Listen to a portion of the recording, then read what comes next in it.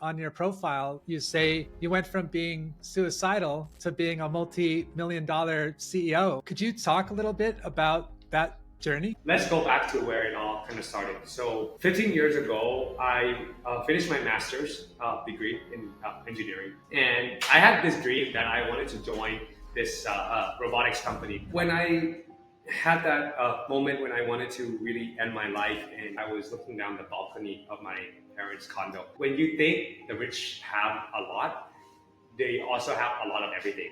Like they have the resources, but they also have the stress, the burden, the pressure. There was this like small voice that just came into my heart and said, Jedi, I didn't bring you this far just so you can come this far. And that was a life-changing moment for me. And I like what you're doing. And I'd like to talk a little bit about your story. It's in some respects, it's a very common story. And in other respects, it's a very uncommon story at the same time. So on your tagline on your profile, you say you went from being suicidal to being a multi-million dollar CEO and then, all this amazing stuff you're doing. Could you talk a little bit about that journey? things might get a bit emotional, so be warned. But yeah, yeah, man. So let's go back to where it all kind of started. So 15 years ago, I finished my master's degree in engineering, and I had this dream that I wanted to join this robotics company called ABS, which is one of the top ones in the industries. They make all these robot arms and they do all the machines for the big manufacturers. And I really enjoyed that process. That's why I went to school in that area. But lo and behold, when I was in Singapore, what happened was I didn't have anyone call me for an interview. Like I had zero interviews, brother. And I was like, damn, I spent so I burnt my parents' money because I spent 3 years in the UK, 2 years in Singapore. That's a lot of money. It's very costly. And then now I've got no job, man. So I'm like, crap, what next? And dude, that was one of the lowest moments in my journey. Like, it's like 5 years of all this time, this money spent, and then you're like, no one wants me. Like, I thought it was supposed to be like a big dream, Like you go to a good school, you will get a master's degree. It's supposed to be easier, right? Easier. Ended up being a restaurant manager instead. So I went from an engineer to a restaurant manager. I was blessed to have the opportunity to help my mom's friend at her restaurant. I learned a lot about customer service, and I actually recommend anyone who wants to be an entrepreneur to really try find an opportunity where you can really, really serve people at the lowest level. Because first off, you really humble yourself and you remove all the ego that you think that you need to have. Like, once you become a billionaire or whatnot, and then you can be rich and then you can, talk shit to people. Because when you become that person that people talk shit to, when they're not feeling well or when they have a bad day, you understand firsthand what it means to be treated wrongly. So then you won't want to treat others like that when you excel in your career as well. Then I guess God turned a very unfortunate event into a blessing. So one of my dad's closest employee at that time, like his A player, resigned. And not just resigned, she also backstabbed him by taking a group of his customers and then opening her own company. And so he was left kind of like empty without anyone to kind of help him with with the international side of the business. Now, because I went to school abroad, I had I guess the capacity to understand more English than the rest of our team at that time. So he called me back home. And I was like, okay, sure, Dad. I mean, I got no job. I'm just doing this customer service job. I think I can go back home and help you. It's better. At least I'm not spending more money and at least can help him in in some ways. And then through that journey, once I came back, I started basically at the bottom, just like an admin in a company, right? And I would be the one who talked with all of our suppliers, and then I'll translate all of the brochures, all of the technical stuff, all of the machines that we sold. I would translate all of them into Thai. So that was a new skill for me. I was like, huh, I can actually do it. And and then once you get to talk to the suppliers and you understand their markets, I got curious on what worked for them and started to ask more questions on why they are such a global company. So I learned a lot through that process, and then I started to implement some of the stuff into our company.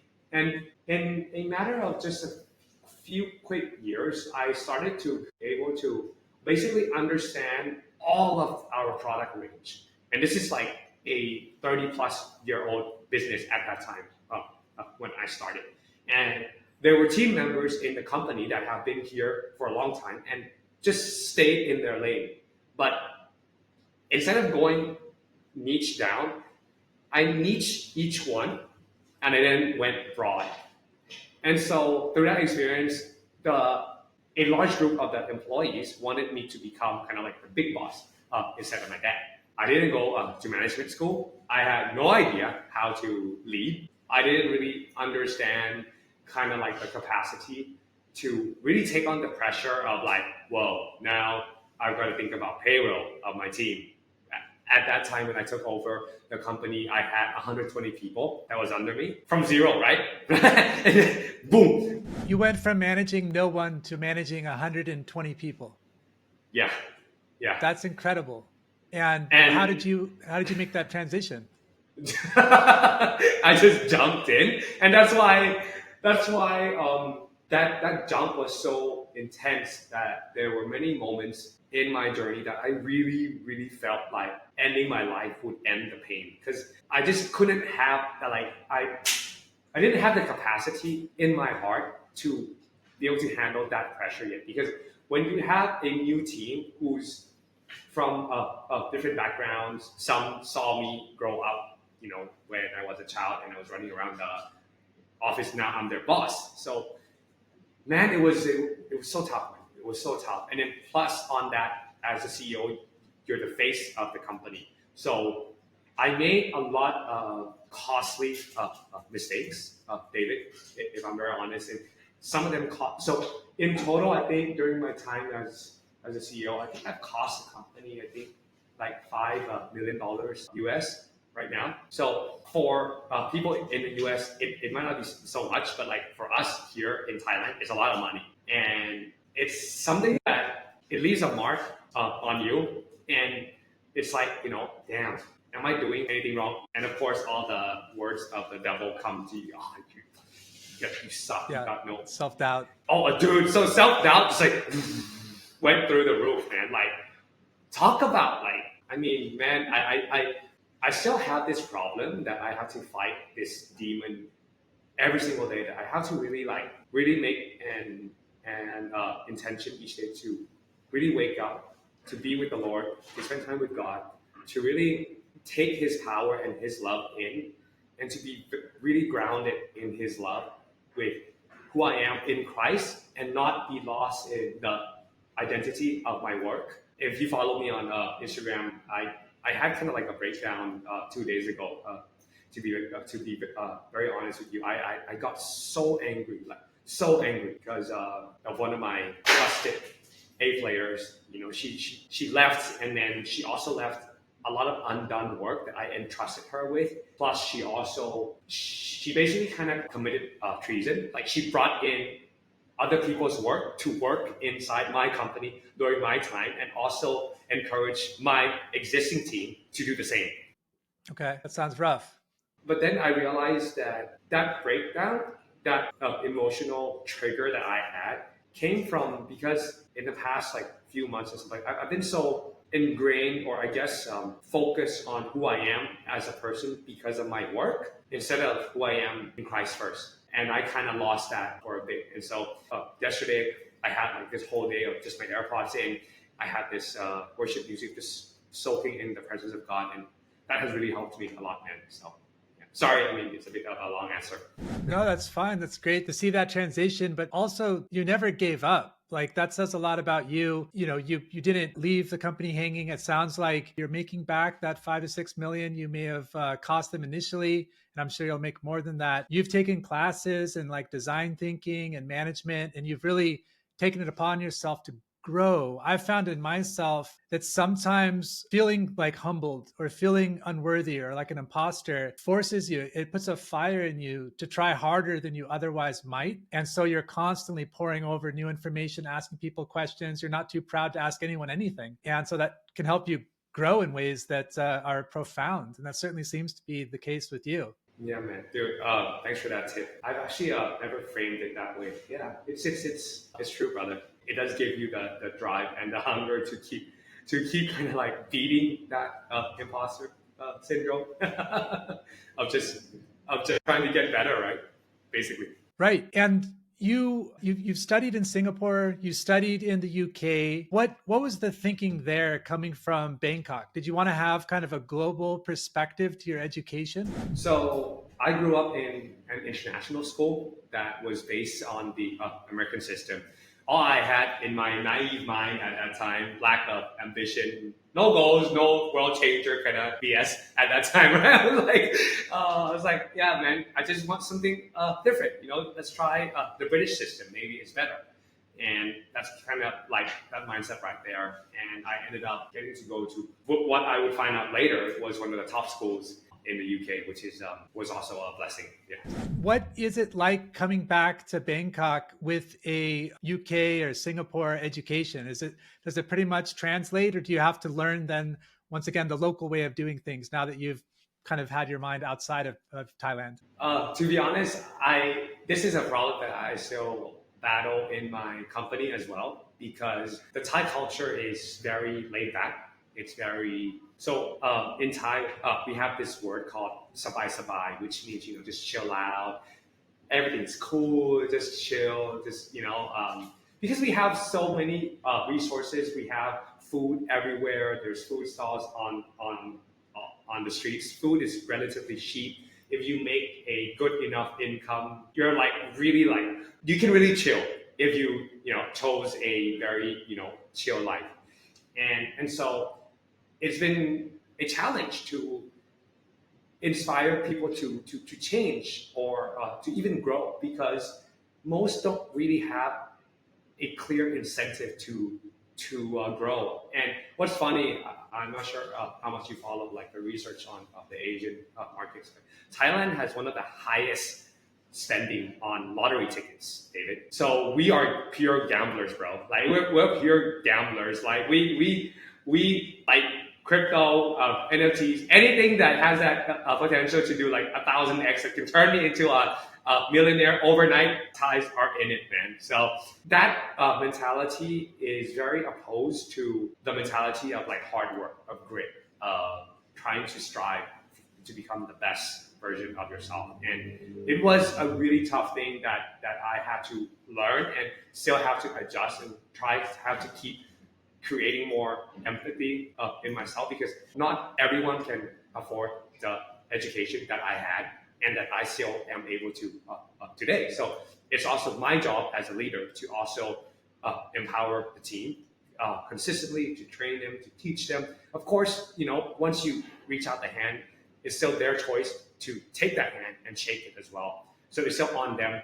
to take what you teach. But as a teacher, as a leader, as a CEO of the company, I personally believe strongly that every single owner of a company needs to be at the forefront of the training of their team members. And after this interview, we'll be doing a leadership training for the whole company, not just for the leaders. Yeah, nice. So looking at design thinking, I'm curious, how did you apply that in your organization? What was the reason for studying it for you? Such a great question. I've always had this inclination towards design, and my dad dressed well since I was young. Like he always dressed nice and colorful. So I always wanted to see how we could apply the principles of design to the concept of work. And so once that concept of design of thinking was, I guess, popular, I got interested in it. And it allows us as a company that service B2B clients to be able to bring a systematic approach for our customers and as well as for our internal problems. But to be very honest with you, like I've not applied it so much as I could have because right now we're in the phase of we're trying to fight fire almost every single day, which is a good thing because we have fire from our customers. So we're expanding quite fast, and we're also in the process of implementing a new ERP system, SAP V1, which is a huge investment for our company. It's like the biggest one. Yes, yes, and we purposely picked it because we're aiming to be one of the top leaders in Thailand as well. So we're like, okay, we're going for the top ones, and it is supposed to be the best. So let's go with the best. But anyways, it just allowed me to have new frameworks in my mind as I'm designing my own life, my work day, how I structure my meetings with my team, and just add a bit more structure because I didn't go to management school, right? So that concept of board meetings, blah blah blah, dude, those are like I have no training in that. Like I made up all of my trainings. I created all of my meetings, and yeah. So I guess once we are a global company, once we get to that level, then I guess we'll popularize our own workplace concepts by then. Yeah, I've seen people apply that to like pricing strategy. And I think it really lends itself to the outsider perspective. Like you said, you weren't like classically trained in business. You kind of came in as an outsider and picking up like with 120 employees that you had to manage. So in a way, I think it's actually really great to have design thinking principles and just iterate and kind of prototype the user experience, I guess. And maybe we could talk a little bit about what does your company do? Could you describe it to us? Of course. So if you travel on planes, once you get to the airports, you go through a security checkpoint, right? So there's the walk-through metal detectors. So the brand of the metal detectors that's used globally, right, on a global scale, we're their distributors for Thailand. So it means that all of the airports in Thailand are serviced by us. And on top of that, we also have the X-ray machine. So once you go through the metal detectors, you put your baggage down through the X-ray machines, right? So we sell the X-ray machines as well. So we have that. That's one of our niche. Our second niche is cash automation. So Thailand is very well known for the tourism here in Thailand, for the good and the bad tourism, I guess. We provide them with the foreign currency exchange machines that's used by the banks, and as well as the counting machine that helps the exchange booths check if the notes that's coming through customers are fake or not, and as well as help count them. And then we also have the big machines that's at the back end of the cash centers. So those machines do the job of sorting the good and the bad notes, and then the bad notes get sent to the Bank of Thailand to be destroyed or recycled, and then the good notes get refilled into the ATMs. We do approximately, right now we're doing 8 to 9 million US dollars per year. We are launching 3 software products by the end of this year. I'm looking to add a good 1 mil to that through our software services and have that recurring through the subscription-based style as well. So we do around, I think our customer base, we have 9,000 clients that we service in Thailand. Impressive. Was this business, did it look pretty much like it looks now when you took it over 10, 12 years ago, when you stepped in rather, a decade ago? No. It was really much like a mom and pop shop back then. It was like, so just think of like a hardware store, right, David? Like a hardware store that's run by like a family, and then you have like the customers walk in, and then you give them a machine, and then they pay you cash. That was kind of like how our company was. We had no nice and clean brochures, no YouTube channel, no Facebook, no way to connect to the customers directly. So I rebranded the company 3 times, so this is the 3rd time. Third time's the charm. Yeah, hopefully. Amen to that. Amen. So you mentioned, I think that you were you're thinking of going global. Is that right? Yeah. What, without maybe giving away too much of your, No, strategy fine, or whatever, it's fine. how do you go about, like I'm thinking information for other entrepreneurs, how do you go about taking something that works really well domestically and now you're looking into, is it a regional shift first and then global, or are you going straight to global as you went from 0 to 120 employees? That's kind of like the concept that I've always always had, go big or just go home, right? So I'm gonna try as hard as I can to go global as much as I can. Now, it ties into like I think every entrepreneur should ask what are their strengths first, like what really are their competitive advantages that no one else have. I've been very blessed to, I was in Thailand, yes, but also the friends that I have the network with, they're not just all from Thailand. They're they're all global people. There's friends in Taiwan and friends in Canada, in the U.S. I have family in the U.S. Actually, I have a couple doctor friends that's in the U.S. as well, and so and then plus I've also been blessed with working with these global suppliers that have a global base, right? So if I can create a solution that works for the walkthrough metal detectors, that works for Thailand, and now we have the access of the internet, right? That's how you and me got to connect. Um, I can then see, okay, if this product does not have this solution in, let's say, Italy, in France, in Taiwan, in Singapore, then why not us, right? And all I need to do is just go through the Chamber of Commerce. This is also a big hack for every entrepreneur. You would be surprised that in every developed nation, at least here in Thailand, all of the developed countries like Europe, France, Britain, Italy, Taiwan, Hong Kong, Singapore, Australia, they all have a Chamber of Commerce here in Thailand. And the Australian, let's take Australia for example. Australia hires a local Thai person that's paid by the Australian government to be here to connect Thai entrepreneurs to go expand in Australia. It's something that they want. Every country wants investors to come in. It's standard. So if you understand this principle and if you have a product that you know for sure that there's a potential, at least like one or two potential things that you can do for each country, that's a good.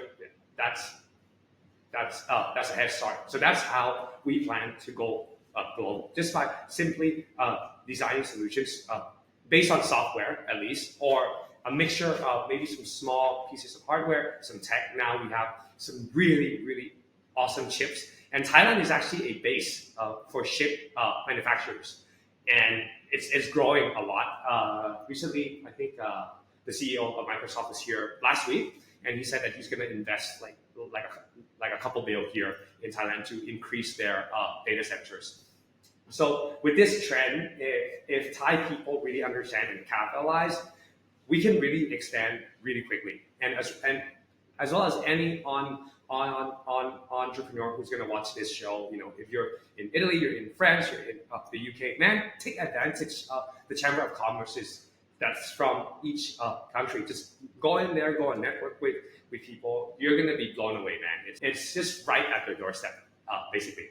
Great advice. What is the entrepreneurial mindset like in Thailand? You mentioned that typically the culture has been somewhat laid back because it's like paradise, great, beautiful views and food and everything. But, I can feel the excitement coming off of you. There must be other Thais that are really driven and see the opportunity. Are you starting to see a shift now where there's some innovation happening? There's definitely a lot of innovation. There's a lot of innovation. I was at one of the biggest I was one of the biggest investors forum that are all like the big investors in Thailand, and they kind of had a forum sharing their thoughts on the local market as well as a global scale.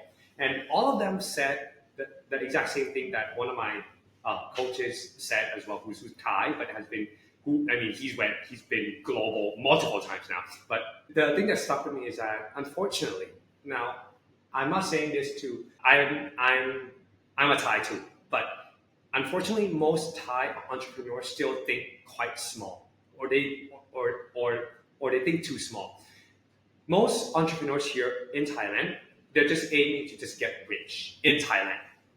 But to be really, really wealthy, where you have unlimited resources to really change lives, millions of lives, like you need that access to the global wealth.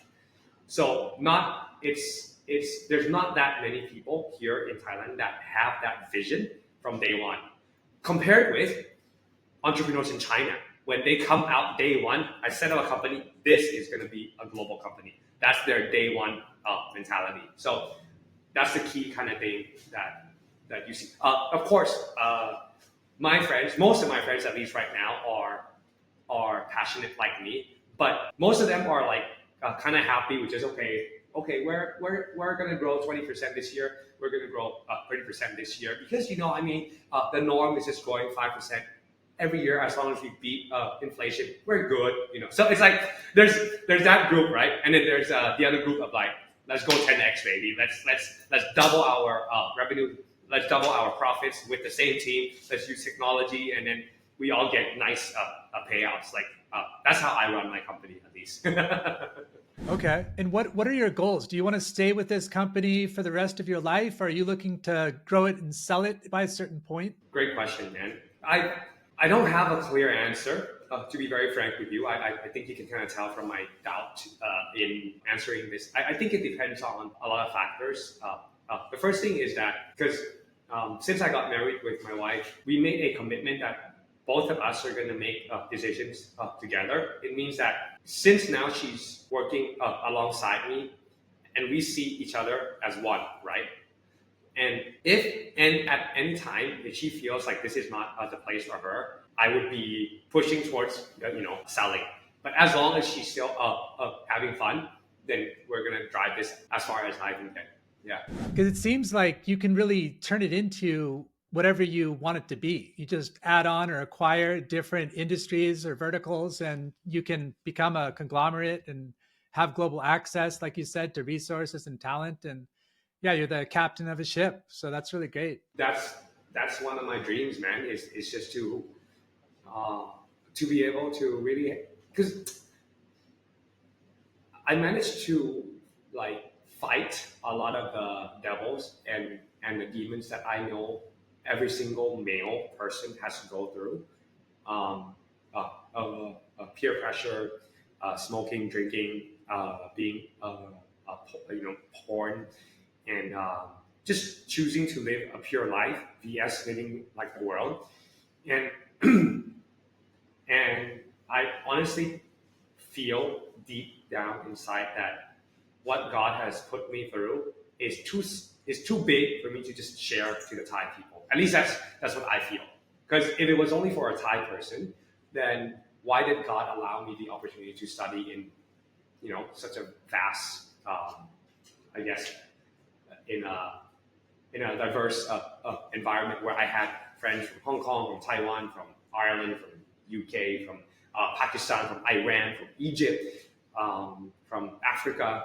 So I've seen the world in my friends, and so I just feel like I don't know, man. Perhaps maybe I just think too much.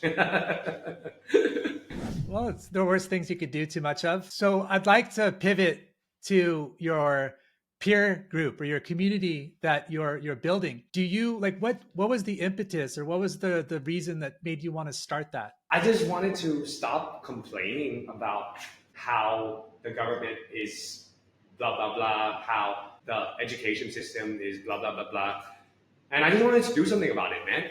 And that's just kind of my way of expressing and taking action on what I can do, and that's just purely it, man. It's just be the change So you you want to just see create your in own this world. your own community Yeah, that's yeah, yeah. like with no borders. Yeah, because I've learned so much from people like yourself, from Dan Martell, who's my coach. I've learned so much from John Maxwell. I've learned so much from a lot of these authors around the world that I haven't even met, And imagine what we could do together if we met and if I got to their level and I got into the same room as them. I think just a couple, maybe 10, 12, 20 people maximum. I think we can really change the world upside down for the better, man. I don't think we have an upper bound, so to speak. I think it's like almost like a hallway of mirrors of growth. You think of an idea in a different way than I would. I interpret it in a different way than you would. I give that back to you, and it just keeps scaling from there. And like you say, multiply that by 10 or 20 people, and you could do some really profound things. Yeah, man. Yeah, I've seen I've seen preachers. I've seen John Maxwell. I've seen Tony Robbins. You know, just one dude, one person, 20,000, right? Plus like 10,000 online. So that's 30,000 in that one single time, right? So imagine if we have 20 of us doing that at the same time at the community, in the community. I mean, cities are gonna change, towns are gonna change. Like the country's not gonna be the same, bro. And life is just gonna be better because when when the leaders get better, everyone around them gets better, you know, and then the environment, like once you overflow, it's gonna spill out in terms of the resources, business opportunities, connection, family, bonding, and stuff like that. It's just yeah, man. It's like the fruit of just one single thing. So I guess that's kind of like the fire that's in my belly. Yeah, yeah, it's incredible. It can start with just one person. Are you hosting, or are you planning rather any live events? Like you mentioned Tim Robbins, are you planning to do something like that for you and your community? Have like a live event? Dude, if I wasn't stuck in, well, not really stuck. If I didn't, if I had the all of the resources without the company right now, that would be the exact thing that I would be doing. So if I banked in $1 billion right now, that would be the exact thing that I would be doing. I would be flying around the world and just running meetups with entrepreneurs. I would do my best to get the best people in that room, serve men, people, families, the worst of the worst that just don't have access, or they have never had anyone that told them into their eyes that you're worth it, man, and you can do it. Like if this bozo can do it, then you then you've got a bigger start than I did, you know. So if this Asian dude here, yeah. What was that for you that inspired you to get to where you are? So when I had that moment when I wanted to really end my life, and I was on the not really on the edge of the building, but I was looking down the balcony of my parents' condo. Uh, we have this nice place that's overlooking the river. It's such a beautiful view, man. I'll send you a picture. It's kind of funny, right? Like when you think the rich have a lot, they also have a lot of everything. Like they have the resources, but they also have the stress, the burden, the pressure. So, um, and I, there was this like small voice that just came into my heart and said, you know, Jedi, I didn't bring you this far just so you can come this far. And that was a life changing moment for me. And I remembered the next day, right after church, I went to the bookstore. And for some reason, I was walking down the aisle and I came across John Maxwell's teachings. And that just kind of like switched my life upside down, you know. And from then, my life has never been the same. And as you probably know, John Maxwell teaches a lot on intentional living, on living a life that leaves a legacy that's more than just the money. And that just really shifted my whole focus. Yeah. It's incredible what mindset can do. I mean, it really is everything. It's the start of everything, at least. And you have now the capacity, that full spectrum of emotion, and it's quite the reservoir. And sometimes I find shame can actually be a superpower, almost like when you feel it and you don't give in. You're resilient against it, and it's like you propel into doing things superhuman. You have that energy that you don't relax just for the sake of relaxing. You know, you're intentional with your life, because it's an incredible gift, and a lot of energy all around us, within us. And when you start to kind of find your people, find your tribe, find those that vibrational resonance, you know, it's beyond the imagination, the stuff that you can do. It's quite an adventure.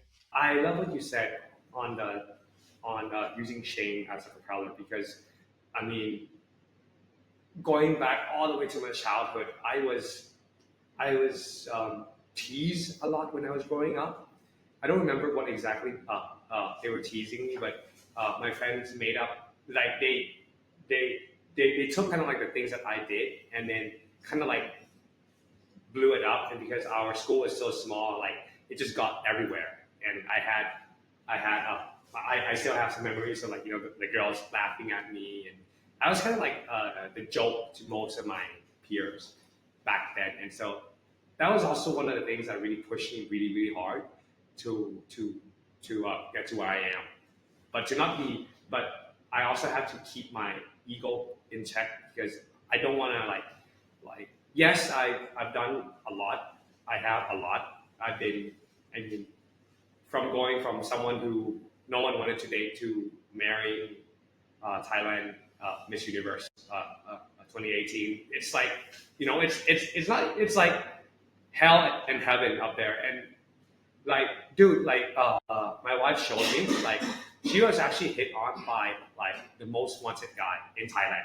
Like he's like this superstar that every single girl would want to date him and stuff like that. But he chose me, and so I think I mean it's more than anyone could ever ask for.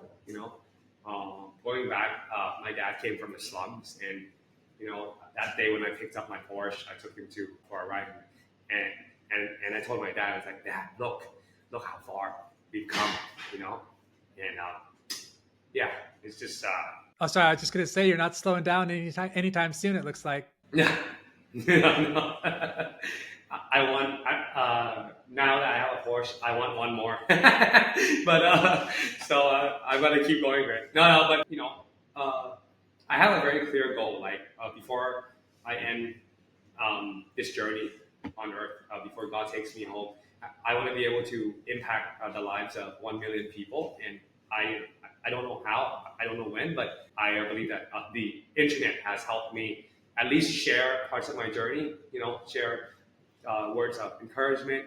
There was this one lady that came up to me when I was at an event, and she's here in Thailand. And then she walked up to me and she said, Jedi, because of your podcast, I took action, and I'm about to finish my PhD. And I felt like I wanted to do nothing. I was shameful of my life.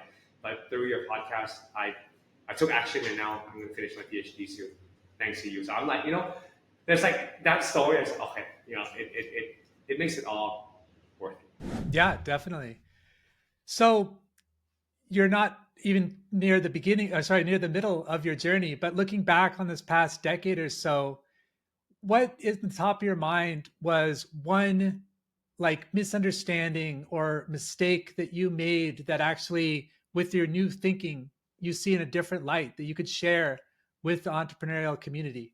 If anyone is looking to get into B2B sales, there's one important skill that you really need to master and understand, which is the art of selling. Complex selling.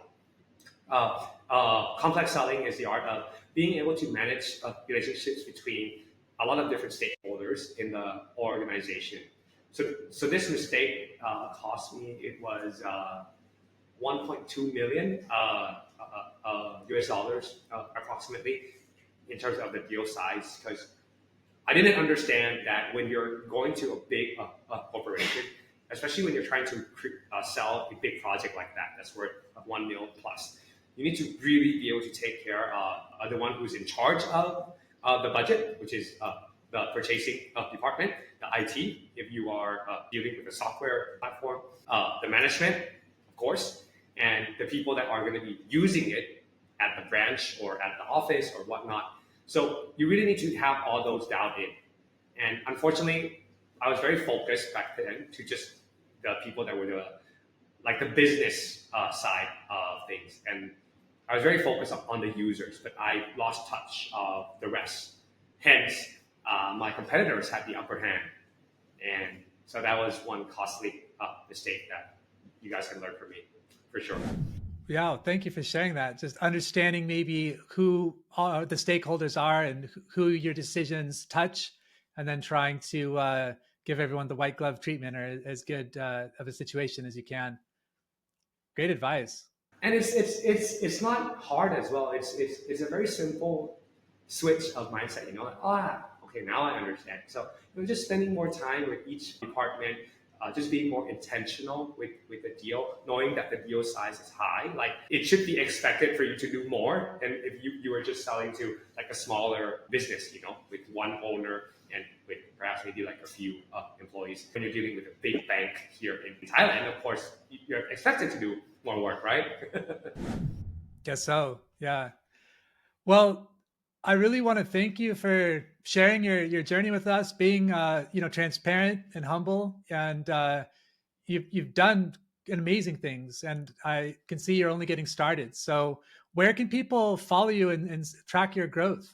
Yeah, so if you like my English content, of course, it's mostly on X or Twitter, but you can kind of follow my life daily on Instagram. It's on the same tag, so you just search for Jedi Prayupa, and I'm there. And you can also find me on YouTube. I have a family YouTube channel as well, where you can see my whole family, and you can also see our company TikTok, our channel. We're on almost every single platform. I usually I try and respond to every single DM, as long as you're not trying to sell me something. Like if you're just trying to connect, like I'm all ears. I want to be as approachable as I can. I don't think I'm any near done. So thank you for being such a great host. If I could share one more key lesson for entrepreneurs who have this big vision, right, that they want to scale. I didn't really understand this part until like just 3 years ago of how important finding the right employees to join your team is until 3 years ago. And I really want to emphasize that if you want to grow and scale, it's so crucial that you don't play nice, especially when it comes to firing and hiring people. Because I was I was trying to play Jesus in a way, we can forgive them. It's grace, grace, grace, grace. But when it comes to a business main function is to be profitable. Now, it's unfair for the rest of the employees even if there's only one underperforming team member, and even if you like that team member, even if you get along well with that team member, you have to let them go if they're underperforming after discussions and coaching. And if they're not willing to be in line with the company goals and vision, let them go early. 10 years ago, when I had that kind of maturity to understand people more, I wanted to let go a select group of people that were in our company at that time, David, and we were going to have to pay around $100,000 to let them go all at once. And I really, really wanted to let them go at that time. And I was dead serious to my dad. I was like, Dad, got to let them go. And we waited for 10 more years. And I had to pay even more, 2x of that from what we had to pay them to leave this time round. So don't be a loser like me and make the tough decisions early on. Anyone who is toxic, who's spreading rumors, who's even if they've been with you since the start, sometimes it's their choice, and the company is not going to go. It needs to keep going, and it's better off for you to let them go early than later, for sure. Just want to leave you that. That's great advice. I sometimes externalized things that annoyed me. So if someone was, not the best collaborator or employee or friend or whatever, I would think I'm fine, they're wrong or something. And I didn't realize how much I might be letting them down by not communicating, by people pleasing, or by just putting up with it, hoping for the change without being the change yourself. Sometimes you're actually doing them a favor by saying no. And so, in some respects, maybe they won't thank you right then, but long term, looking back, maybe they'll be like, "That was the kick in the rear I needed to shape up." People won't put up with that. I tell people it's like a jungle out there, and we have to survive. And so I can like you doesn't mean that I can employ you, kind of thing. But yeah, great advice. But yours is great as well, man. You can like someone, but you don't have to work with them. Yeah, yeah. Well, Jedi, it's been a pleasure. Let's do this again sometime. Thanks, David. And we'd love to have you on my podcast too, and we can talk more. We'd love to hear and get to know a bit more about you, man. Sure. I've been so swamped. I've not had a chance to dig into your story, so sorry about that. Okay. Yeah, my pleasure. Well, we'll be in touch. All right, man. Thanks, brother. Take care.